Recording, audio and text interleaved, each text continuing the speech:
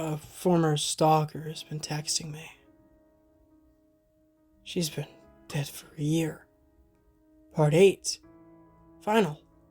By Tiro 1000.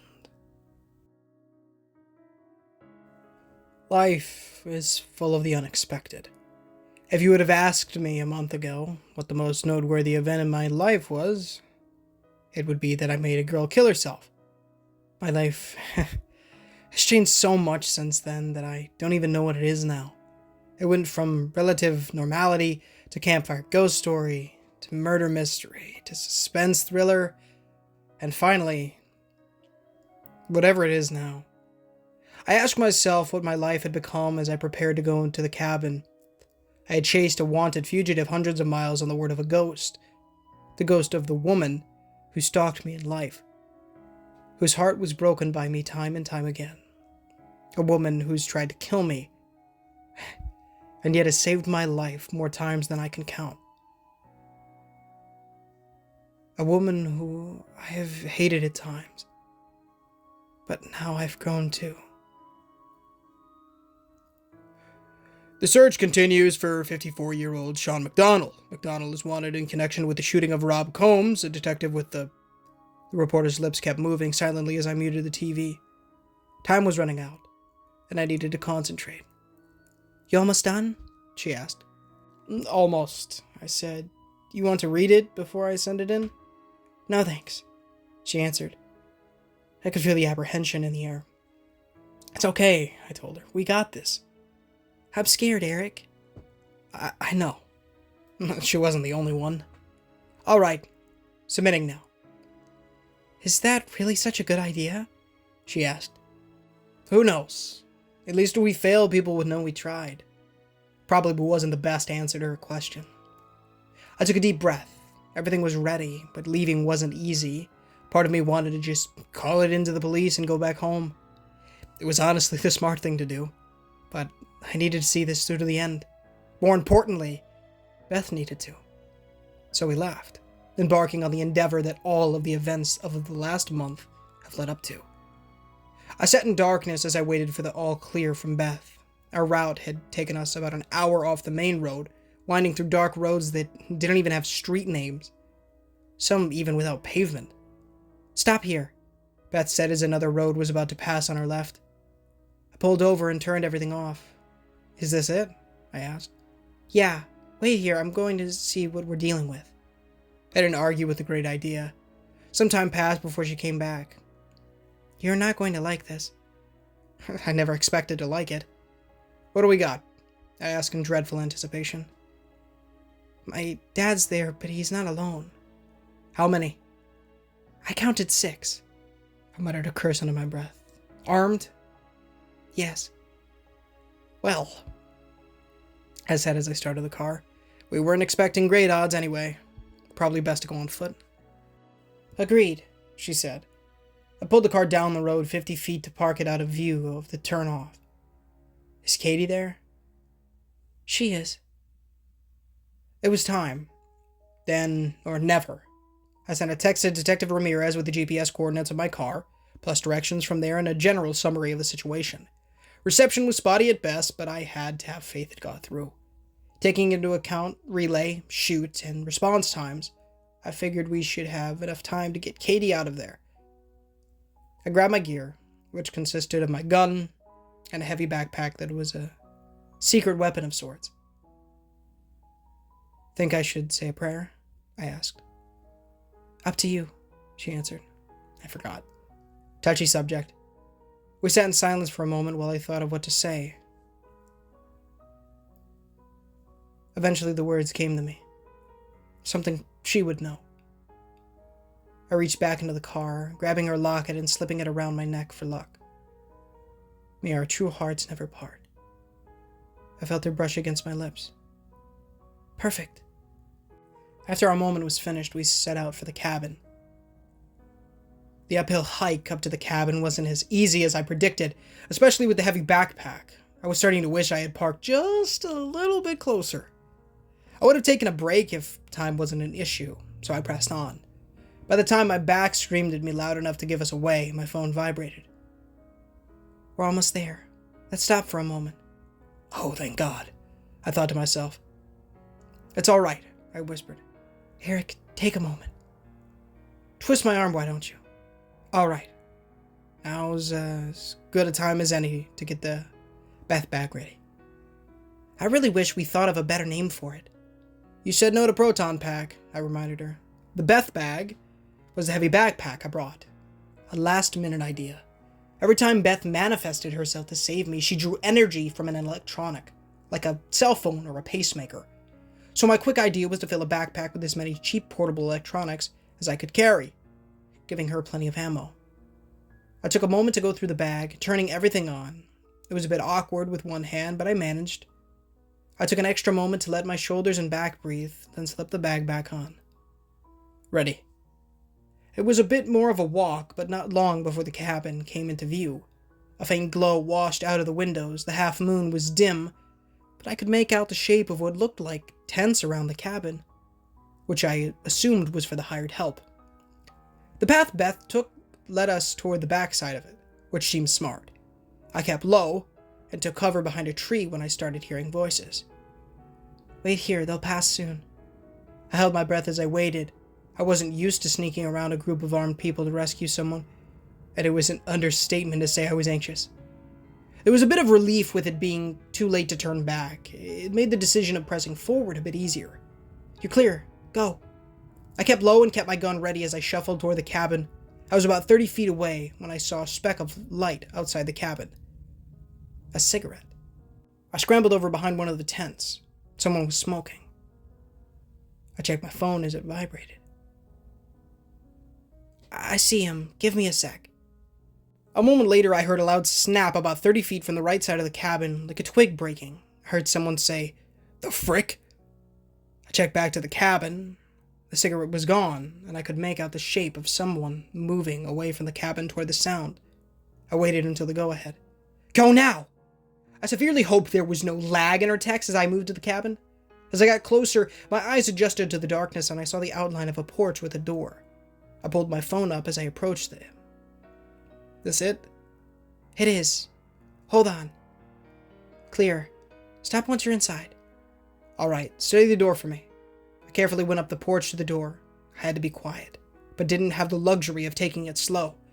I reached for the knob and took a deep breath. The air around me chilled to a bitter cold as I opened the door.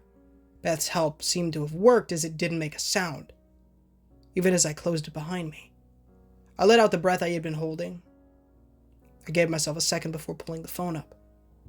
Where to? Down the hall, first door on the right. My old room. Not clear, though. Hold on. I moved to the corner and waited with my back pressed against the wall. A moment later, I heard a voice. Crap, I heard a gag, then nothing until the phone vibrated. Clear. In a quick motion, I turned the corner with my gun drawn. The hallway was lit by a few candles, and I could see someone on the ground. Motionless. I figured it was the guard Beth took out. I moved down the hall to the first door on the right, which was bolted shut from the outside. Beth's old room. Even then, I was finding new reasons to hate Sean. I quickly undid the bolt, then swiftly opened the door and moved inside.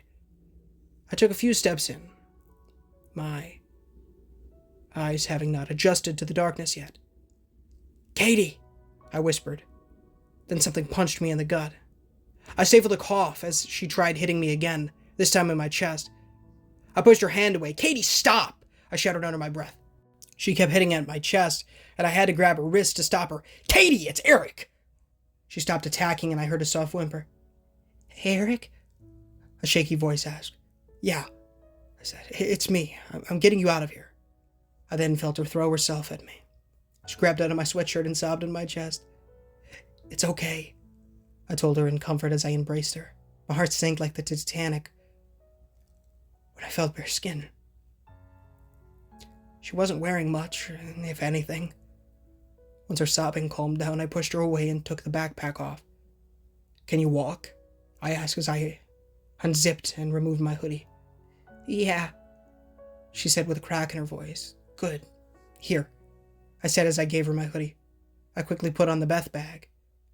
Beth, is it clear? What? Kitty asked before I shushed her. I waited a moment.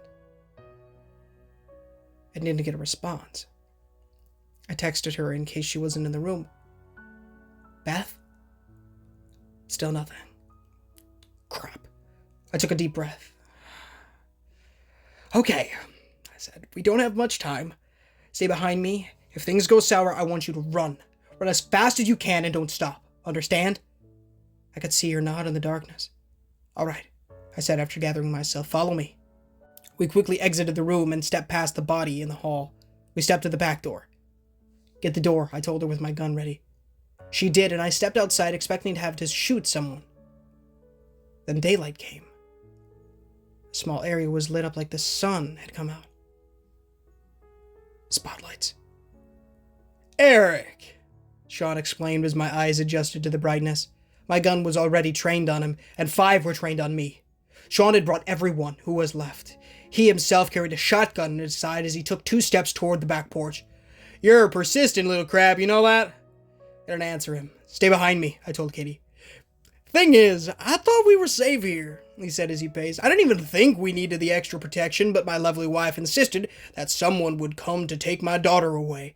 I didn't believe her at first, but she's always right about stuff like this. He continued, but I barely listened to him. I was considering my options. There's no way we'd survive a 6-on-1 firefight. Not to mention that I had no idea where Beth had gone. So, hand her over, he said as he finished his monologue. Not going to happen, I barked at him. There's only one way this goes down, kid, he said with a sigh. The standoff lasted for a minute before my phone finally vibrated. Thank God, I thought. Katie, I need you to reach in my pocket and grab my phone. She remained still for a moment. Katie, please. After a moment, I felt her reach into my pocket. Good. Take it off of silent and hold it in front of me. What are you doing? Sean asked. Shut up, I said. A moment later, I saw the phone in my peripheral vision. Dad? Beth said. Sean's face went pale and Katie's breathing stopped. Like they had seen, or rather heard, a ghost. Dad, it's Beth. What's this? He said with a false chuckle. You came all this way to play a frickin' prank? Dad, we've spent too much time together for you not to recognize my voice, Beth said. He remained still, but a moment later he brought his hand up to his cheek, like he felt something. He took a few steps forward. Sweetie? Close enough, I warned him. I heard Katie sob from behind me. Dad, let her go. We both know I was the one you wanted, and she could never replace me. The words hurt both of us. Please, Daddy, let them go. I can't, he said as his voice cracked. He stepped a finger at me. This piece of crap took you from me. I can't let him leave. I took her from you? I shouted. If you were so afraid of losing her, why did you do it, Sean? Why does everyone keep saying that? He retorted. Dad, I know you were angry because I slept with Eric. Is that why you... I did not kill my daughter! He yelled as he raised the shotgun toward me. And then... stopped. Eric? Katie said behind me. What is it? I asked as I kept my aim. It didn't kill her, actually, a voice said behind me. I turned and pointed my gun at her. Margaret. Sean's wife. Beth and Katie's mother. She looked different since the last time I saw her. Younger. She stepped past Katie, brushing her cheek with a finger as she did. Would you like to know what happened? Eric! Katie shouted as she looked past me with wide eyes, the air turning cold. I turned to see all of the armed men with their pistols placed firmly against their temples.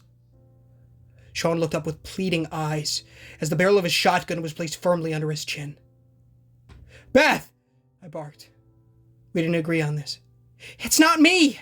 She exclaimed. Something else is here! I looked back at Margaret, who grinned at me with perfect teeth. 1 year ago. This is Eric. I'm not able to get to the phone right now, so please leave a message and I'll get back to you. Eric, Beth said with a sob. please, I need to talk to you. I know I'm the last person you want to talk to, but this is important. Please. She dropped her phone on the bed and drew her knees to her chest, crying into them. She held a piece of white plastic and looked at it with red eyes. 2 pink lines. She grabbed her phone and tried again. It didn't even ring. This is Eric. I'm not able to... She hung up and wept into her knees again. She wished with all her heart she could take it all away. The threats, the pestering. She pushed him away when she needed him more than ever. She considered the knife on the bed and thought of her sister and decided against it. She heard the door open downstairs and scrambled to hide the pregnancy test and the knife under her pillow. Bethany, Caitlin, her mother called as she ascended the stairs. We're home. I'm here, Beth called as she wiped her face. Katie's out. She saw her mother come to the doorway. She wore an elegant black dress with opera gloves. She always dressed like that for nice outings. Margaret looked in on her daughter, noticing the red eyes. Eric? She asked. Beth's lip quivered as she nodded. Margaret sat on the bed next to her daughter and held her as she cried into the dress.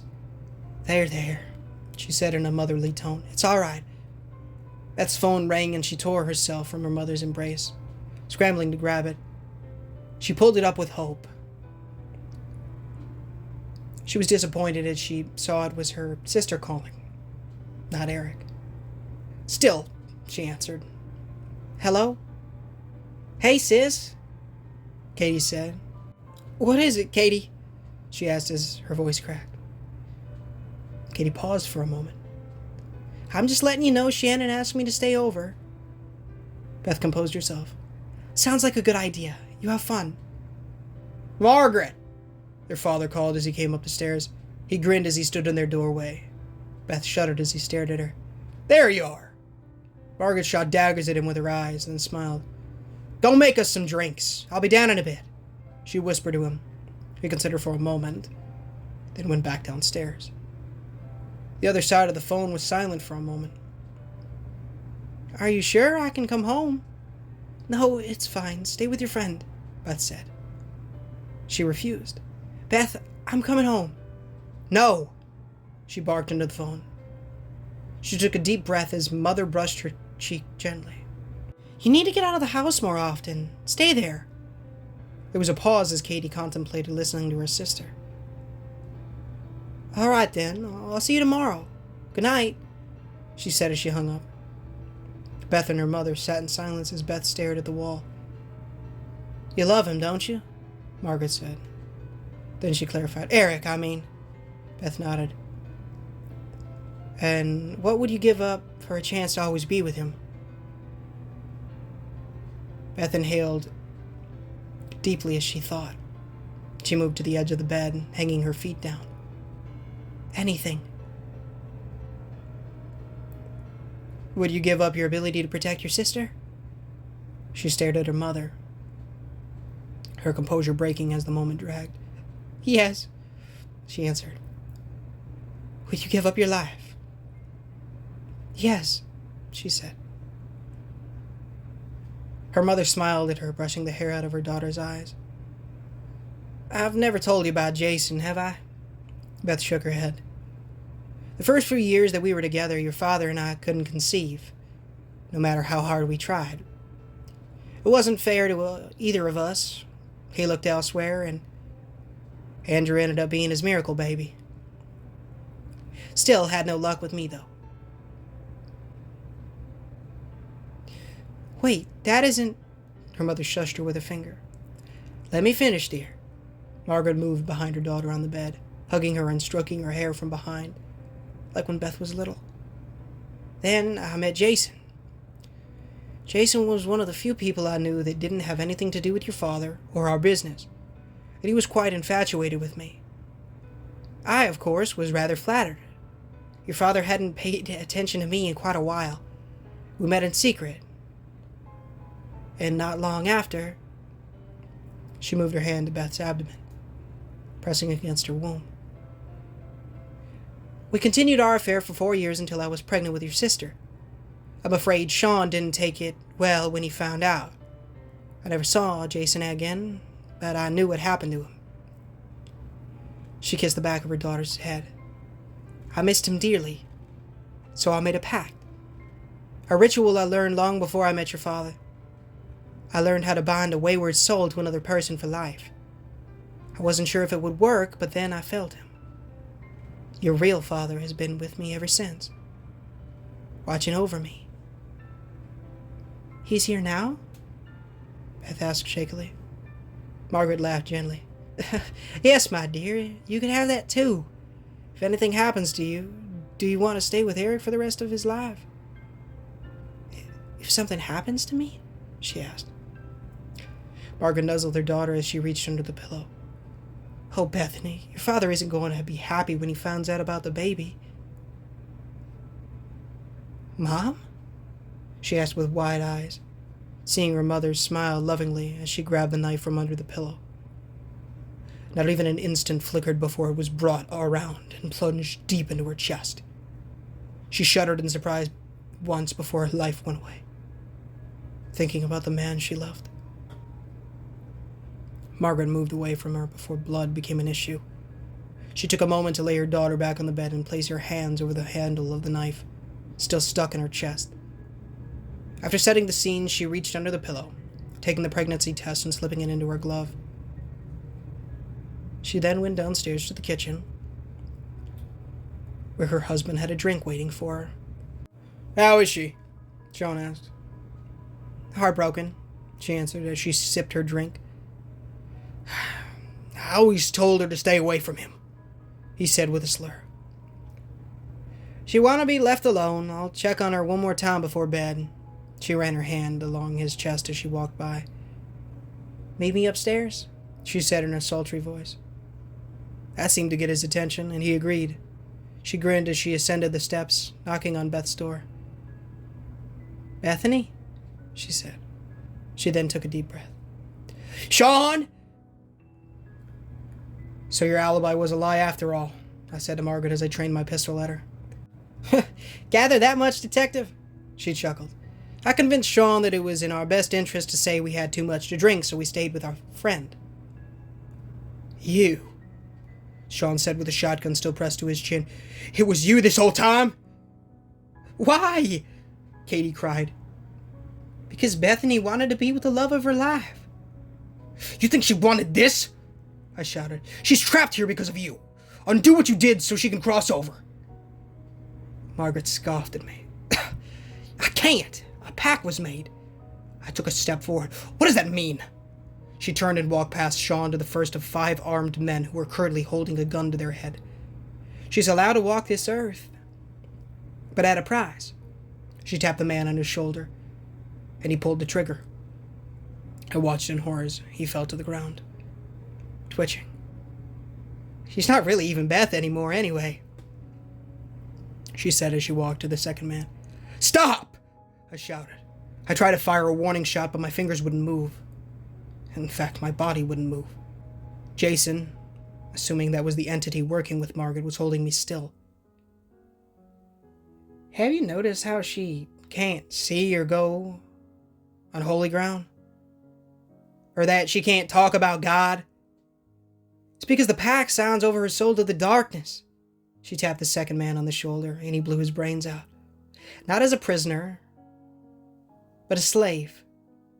She's not just a soul anymore, she said as she tapped the third man, who then ended himself. She's a demon. Please, stop! I screamed as she made the fourth man kill himself. I'm a demon? Beth said. That's right. Bound to this earth to serve the darkness. She moved to the fifth man. There's only 2 ways she'll be released from you. 1, Eric, if you... The fifth man pulled the trigger. She then moved over to Sean, who was whimpering. She smiled, placing her hands on Sean's cheeks as she kissed him one last time. I loved you, but you've had this coming for a very, very long time. She turned and took a few steps away from him. And in an instant, Sean's head vanished with a bright flash.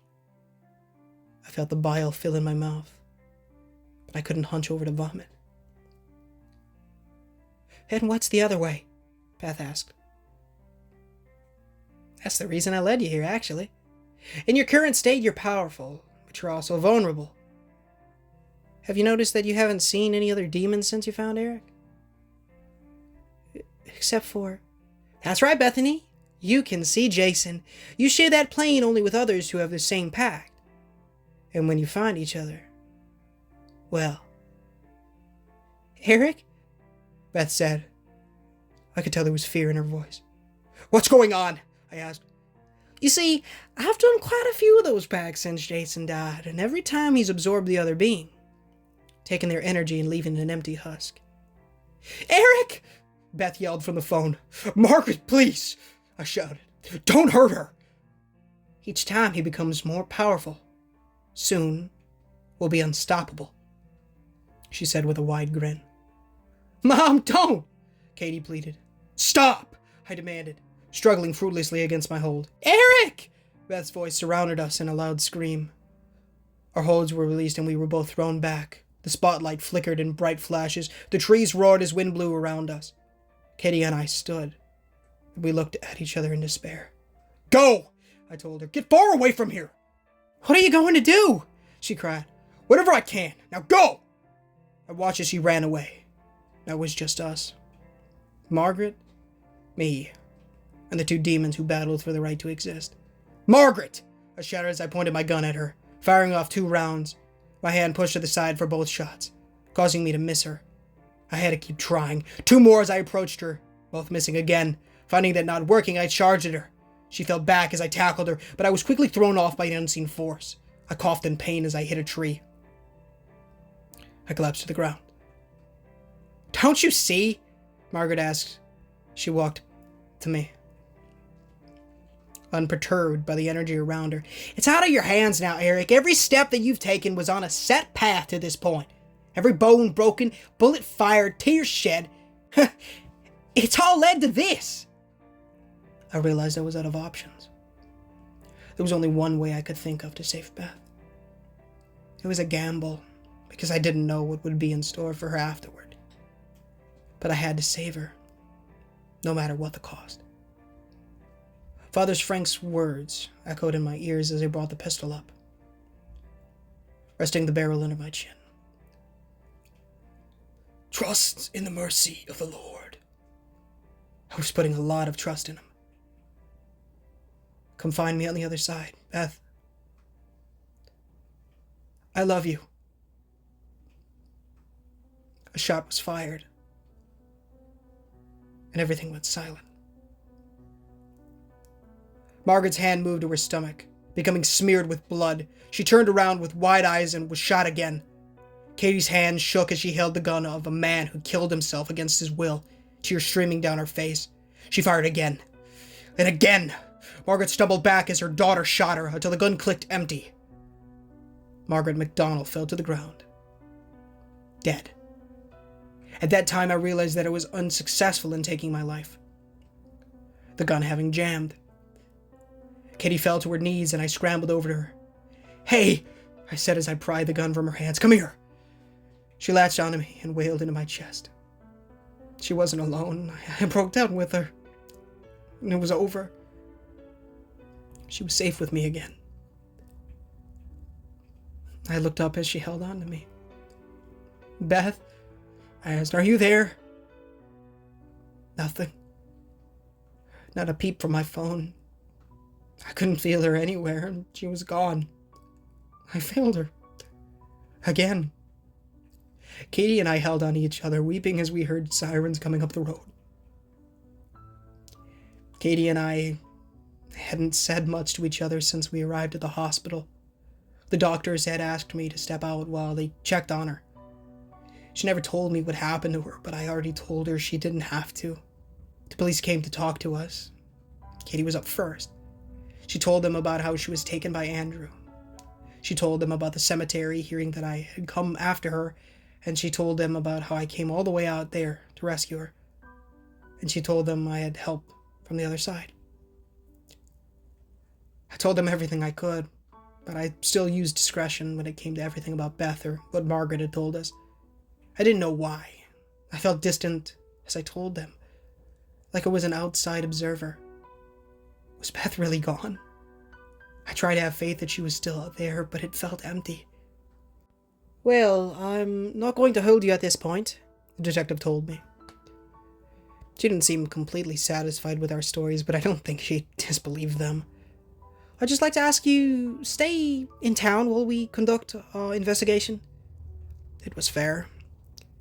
Katie was discharged from the hospital by the time we hit morning, and I took her back to my motel room. I offered to get her own room, but she did not want to be left alone. We spent the last day just sitting there. Told her everything about Beth coming back, and it actually helped with the void. We both kept the phone close in case she texted, but she never did. I didn't care about any of the stuff Margaret said. I didn't care that she was bound to me for life. I didn't care that she was actually a demon. I didn't care if I would have to spend the rest of my days watching her back, making sure nothing came for her. All I wanted was for my stalker to come back to me. It was all over, but the victory was bittersweet. Katie was safe. But as I wrote this, I had all but lost hope that I would ever hear from Beth again. Even as I got to this part and broke down for the 5th time while writing, I pulled out her locket, staring at the inscription. "May your true heart never part." I stared at it as I thought of her, as I felt something brush against my cheek and cradle me. I felt breath on my ear as I heard her voice. "I missed you," she whispered. I smiled and wept with joy, so hard that it hurt.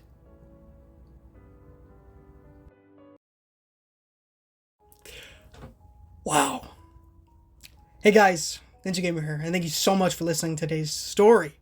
If you did enjoy, please feel free to leave a like, as it does help the channel innumerably and does get the gospel into people's feeds, as well as please consider subscribing, as we are trying to hit 1,000 subs by the end of the year, and it would be a massive blessing from the Lord if you guys did so. Of course, please leave another question on screen right now, description, pinned comment. Please read it, tell you how to become born again, go to heaven for realsies. I don't know why I said for realsies, but for real, you know, the real way to do it. Of course, by repenting of your sins and trusting in the good Lord Jesus Christ, and then by building the relationship by reading the Holy Bible daily, pray daily, and evangelizing to people. As well as join that Discord. As well as go check out Tier 1000 in the description. Original Reddit link for the story, as well as his Reddit. Go check him out, give him some love. He's an awesome guy, and I'm very grateful that he allowed me to narrate this for you guys. As well as go check out Mew's wonderful music. He is the reason that I know about this story. If Tiro never composed that song, had Mew composed the song, I would never have heard this amazing story, and it is truly one of the best I've ever read. So now, guys, I am going to, real quick, while this, I'm going to talk a little bit, but there's actually, there's some credits that he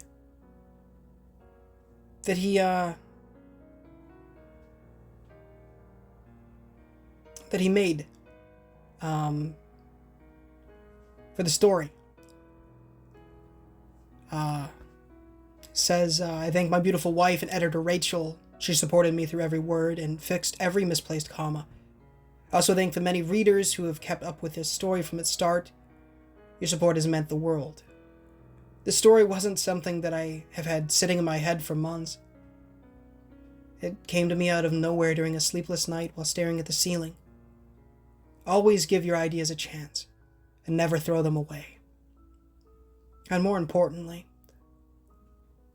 always give yourself a chance." Beautiful. Truly. Amazing stuff. I wanted to read that. I forgot that there were little credits there, and it's really awesome.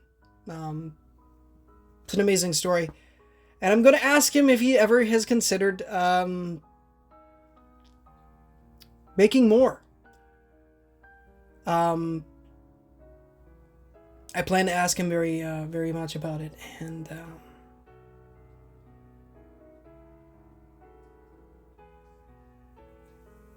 yeah. I'm gonna be honest with you right here, guys.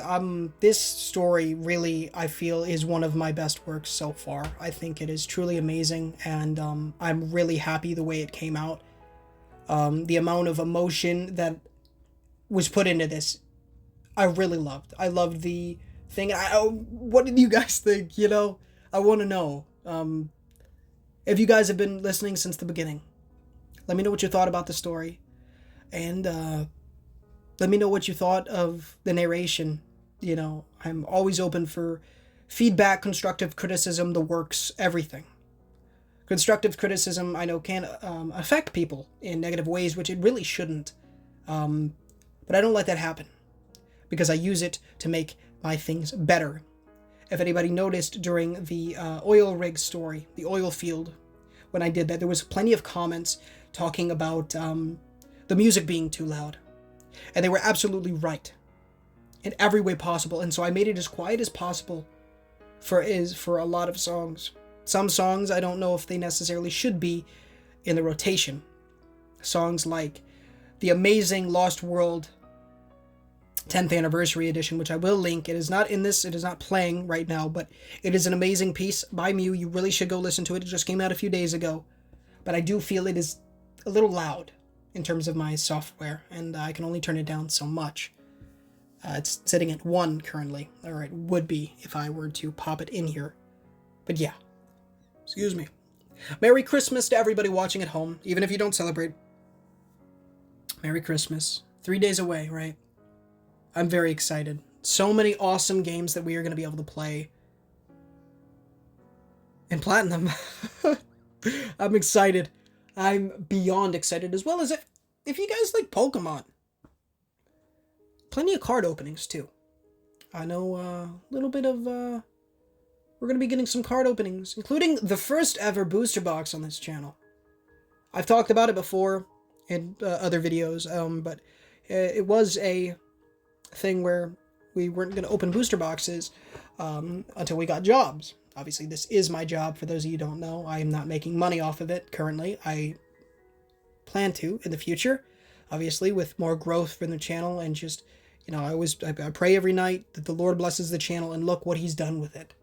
I mean, it's so much growth in the last few months. It's been astonishing, really, and I'm just so grateful for it. I'm grateful for you guys, as well as, you know, to the Lord for the amount. So thank you all, and thank you, Lord, for that. You know, it's truly been amazing, this journey so far, doing daily horror stories here on YouTube. And I don't have any plans on stopping. Truly, these stories, they're more than stories, right? Stories are art. Random Appalachian has a quote, and I'm not sure if it is his quote, but it is an amazing quote. I'm actually, I don't know. Maybe I'll read it in another post. I want to, but I don't know. I don't know if what he wants about it, but yeah, it's amazing. Truly, it's really good, and I really like the quote. And I like that we're actually going to be able to hopefully use a lot of quotes from certain stories, like "May your heart never part." Right? If I'm quoting that correctly, hopefully I am. Let me double check. May your true heart never part. Yes. Okay.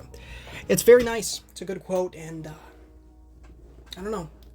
You know, I am a big fan of using quotes like that in just anything. Gosh dang, the amount of times I quote The Walking Dead are insane. I also, you know, I've talked about recently starting Breaking Bad, and I can already tell that there are plenty of quotes that are amazing from that show as well. I'm pretty sure Breaking Bad was on AMC when it originally aired. What's with AMC hitting a banger after banger, bro? Gosh dang. Man, they're great. You know, I haven't watched Breaking Bad to its completion, but, like, the beginning is fantastic. You know, it's really, really good. Really love it.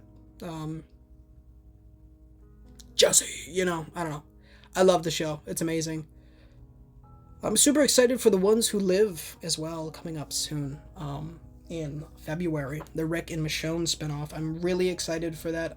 Love to see Ricky Dicky Doodah Grimes back at it again in production. I know a lot of people have their feelings about his leaving. It's very sad, obviously, but I think the show did pretty well even after he left. I think that I'm very opinionated on when it comes to Angela Kang not really killing people off after season 10 or after season 9, really. I thought that was interesting. Making her decision. There were plenty of deaths on season 9 that were really, really shocking. Ones that I was very, very sad about losing those characters. But there's only I don't want to spoil too much. Sorry if I'm, I haven't said, obviously characters die in The Walking Dead. It's just a thing that happens. If you haven't seen the show, good golly gosh, get on it, dude. The show is fantastic. It truly is.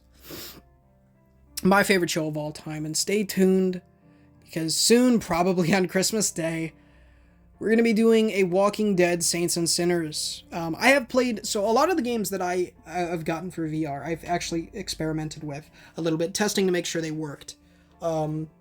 And the ones that I have played a little bit of Saints and Sinners, not enough to get a trophy. I've played a little bit of, Vader Immortal, which is an episodic Star Wars thing. Now that one does not have a platinum, but it has 3 separate sections, which is kind of peculiar, but I really like it. And it's awesome because you get a lightsaber, and gosh dang, I didn't know I needed a lightsaber in my life until now. Sheesh, and then one that I really, really loved, and I actually didn't earn a trophy on, so I do apologize, but it's Batman Arkham VR, and it's great. Oh my goodness, I think I played the most out of that one, really got into that one, and it's amazing. So, yeah, I also got those, some other ones. I also have Blood and Truth, which is not a Christmas gift. I actually own the game. I bought it at a yard sale for $5, back in the day. Very good. I got 4 games, 5 platinums, because one's a double pack of Saints Row, and for 20 bands. 20 buckaroonies. Very good deal. So yeah. But we'll be able to play Blood and Truth now. And finish Concrete Genie's trophies off. The 3 that we're missing for the VR.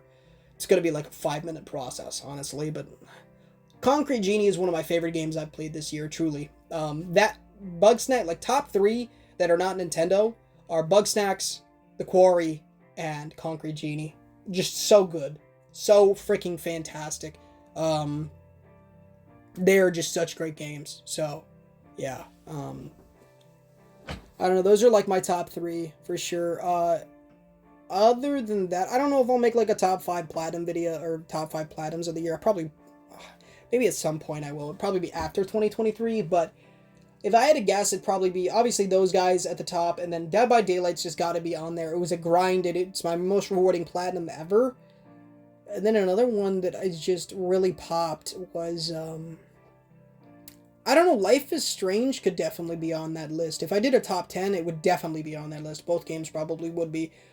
Those games were fantastic, and I really, I've never played them before. I believe I watched the entirety of the original, but I completely forgot most of the story plots. If you ever watch the VODs that I have on the channel, you'll know I forgot the story plots. My reactions were crazy, dude. I was so shocked at some of those things. Sorry about that. I'm going to let you guys go because this is running a little long, but just stay tuned. So much VR coming soon. Gosh, I can genuinely, if there's a survival mode with the Walking Dead game, which I'm pretty sure there is, I can see myself playing that indefinitely. Because I love The Walking Dead. I love the concept of surviving in the world using scavenging for other, supplies and stuff like that. It's just so cool. And, being in the universe. You kidding me? That's the dream without it being, gosh dang, I'm starving 24/7. And, guys know, I don't know if you guys know this, but I'm a diabetic type 1. So my ang's dead. You know what I'm saying? Yeah, we would do our best to be able to comprehend that, obviously, but definitely a risk. It's very actually interesting. They both I've had 2 diabetics on The Walking Dead before. Very interesting. One in the main and then one in fear. Good stuff, though. I'm going to let you guys go, though. Stay tuned so much. I might film another one right now. Actually, I'm going to let this get out real quick. But I'm probably going to film another story. The 14th part of Road to New Wilderness. Let's hope Chris is okay. I don't know if he's going to... I hope he is. Like, there's no shot that he just kills him off, right? No shot. You don't kill the love interest. Not when they haven't even been together, you know what I'm saying? I don't know. If he does, it's totally fine. It's going to be sad, though. For those of you who don't know, I don't really read stories in advance very often. I've read I'm starting to regret killing my girlfriend before I narrated it, and I read this story, the entirety of this, back in the day, before I was even narrating, because it really enticed me. I just loved it. Truly an amazing masterpiece. Thank you, Tiro, for creating it, and my goodness, please make more. Truly, you have a gift, and I would love to see more from you. I don't believe you have written anything else, and I would absolutely love to see something from you again. It's been 6 years, according to the Reddit link I have here, so I don't know. If you feel motivated, and I don't even know if it's not about motivation, but if you have an idea, like you said in your credits, roll with it. You know, even if it's not as popular as this one, don't let that deter you, because, you know, it could blow up overnight, truly. And if you actually do, I'd love to narrate it for you. I'm glad that this series has brought back a lot of memories for you, and I'm really grateful to be able to do this. So thank you so much. It really means a lot. All right, y'all. I'm gonna go. I've been talking for like 20 minutes. It's like almost the entire thing of this story. I love you guys truly, and I will talk to y'all very, very soon. Thank you so much for watching this amazing series. It's one of the best I've ever read, and easily one of the best on the channel. Amazing. Very happy with the way this came out. I love you guys. Thank you so much for watching. Do all that great stuff. I'll talk to you very, very soon. But until next time, guys, this is Ninja Gamer, signing off.